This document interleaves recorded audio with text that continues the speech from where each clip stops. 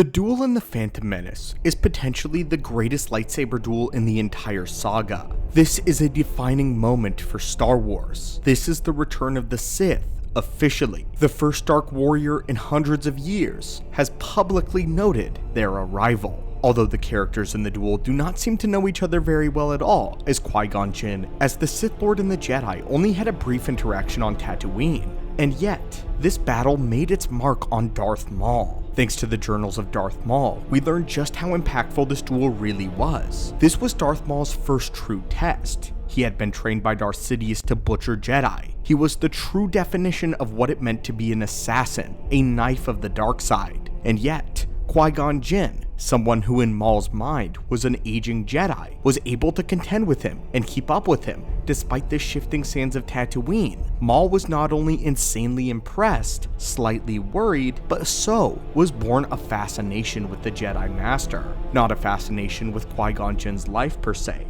but rather how he conducted himself in a battle. For the first time in Maul's life, he had found a worthy opponent in his own mind. The Jedi Master's Padawan was an afterthought, but Qui-Gon Jinn was a real prize. Qui-Gon Jinn was the only one that Maul had ever entered into a duel with, besides his master, where he was completely unsure of the outcome.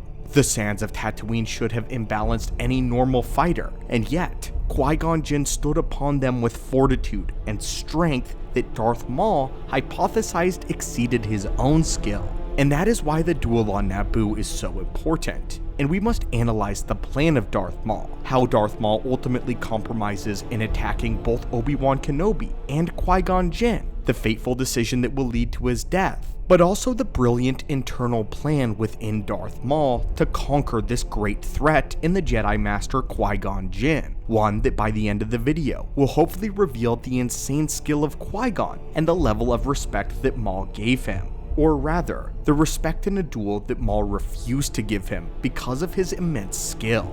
Let us begin.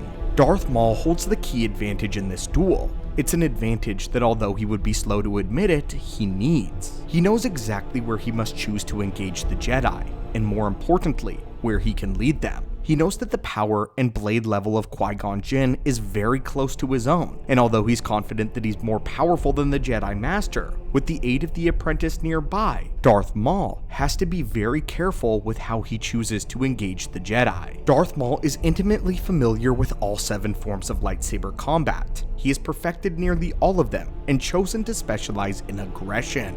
But this Jedi poses a particular challenge to him. He is not defensive-minded as many Jedi are. Rather, Qui-Gon Jinn is an offensive powerhouse. Qui-Gon Jinn is a master at Form 4 lightsaber combat, Ataru, the way of the Hawkbat. Qui-Gon Jinn counteracts Maul's aggression with a tempered resilience and a tempered, powerful offense. Qui-Gon Jinn is offensively gifted enough that Darth Maul is confident that he cannot simply cleave through him or defeat him with superior ferocity. Qui-Gon Jinn is ready for that. But because of his offensive mindset, Darth Maul has a devious plan. He can lure the Jedi Master away from his apprentice, but more importantly, take Qui-Gon Jinn down a peg. Maul is aware how physically demanding Ataru is and how Qui-Gon Jinn fights. He also knows that this is an aged Jedi Master, and with this, Maul has two goals that will allow him to conquer Qui-Gon Jinn. Even at the end, he has to compromise yet again and do something else he doesn't want to. His first goal, though, is to separate the Jedi Master from the apprentice. The apprentice is the wild card here, and Darth Maul knows it. Maul has not had the opportunity to engage the Jedi Padawan in the duel yet, so he has no idea where his skill level lie.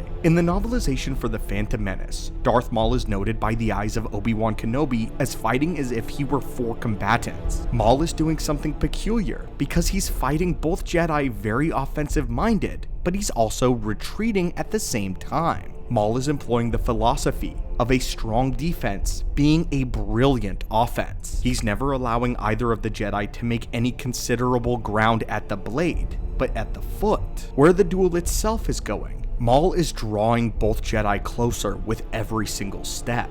Maul's secondary goal, perhaps even more important, is the fact that he must tire down the Jedi Master. Blade to blade, Darth Maul is unsure if he is the superior if Qui-Gon is at his best, especially with the Padawan present. But he does know that the Jedi Master's force reserves are limited, and that only one of the caliber of Grandmaster Yoda can bolster Ataru for as long as Qui-Gon will need to defeat Maul. Maul knows this. Unlike many other Jedi and Force wielders that Maul has dueled, he approaches his duel with Qui-Gon Jinn methodically, an architect of war. But even this is not enough. Again in the novelization, at one point, he kicks Obi-Wan Kenobi off of a ledge, hoping internally that the Padawan survives, as Maul desires to plunge his blade deep into the chest of a Jedi learner, to take from him everything that the Jedi took from the Sith. So if Darth Maul wants to defeat Kenobi this way, why does he instead opt to kick him off of the ledge? This is the danger of Qui-Gon Jinn. Darth Maul must capitalize on every single advantage that is afforded to him, and that is why, finally, when he has separated them both, and they are dueling near the reactor shaft, it is Qui-Gon Jinn that believes that he has the advantage over Maul.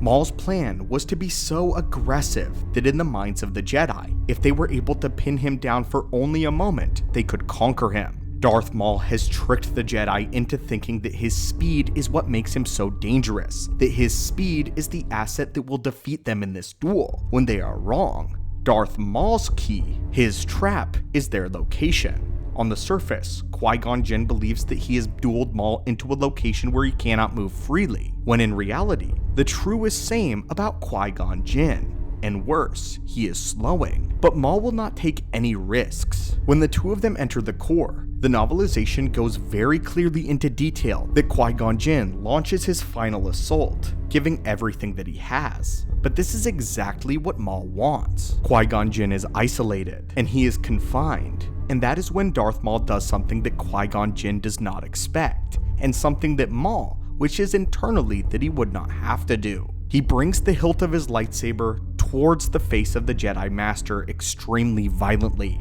striking him. It is this moment of shock that allows Maul to impale the Jedi Master through the abdomen. But this was not his first move. Darth Maul believed that Qui-Gon Jinn was such a worthy adversary that going out with this cheap trick was dishonorable for the Sith warrior. And yet, Darth Maul knew that desperate times called for very desperate measures, and that the Jedi caliber of Qui-Gon Jinn would not go out easily. But what is compelling is this sense of arrogance and pride also leads to the defeat at Maul at the hand of Kenobi. Sidious and Sith before him such as Bane have stated that pride is for the living and that dead is dead. A Sith should have no pride. They should only seek power. They should seek to destroy and dominate their enemy however and whenever possible. Things like honor and fighting fair are foreign aspects of a true Dark Lord. And yet, Maul was always more of a warrior than a true Sith. And it is this desire to gloat over a Jedi Padawan that has been defeated that a true Dark Lord of the Sith would have never done, striking them as quickly and as violently as possible. But again, arrogance is also a pitfall of the Sith. Darth Maul gave Kenobi too much time, and he wanted to gloat, finally taking a bow after butchering Kenobi's master. And in that moment, he was ill-prepared, but Obi-Wan was. But anyway, my friends, what are your thoughts on this? What are your thoughts on Darth Maul's tactical mind? The respect that he had for Qui-Gon Jinn, but ultimately, why they both would fail. What are your thoughts on the duel in The Phantom Menace overall? And where does it rank in terms of your favorite duels? As always, my friends, thank you again for watching the channel. May the Force be with you, and have a good day.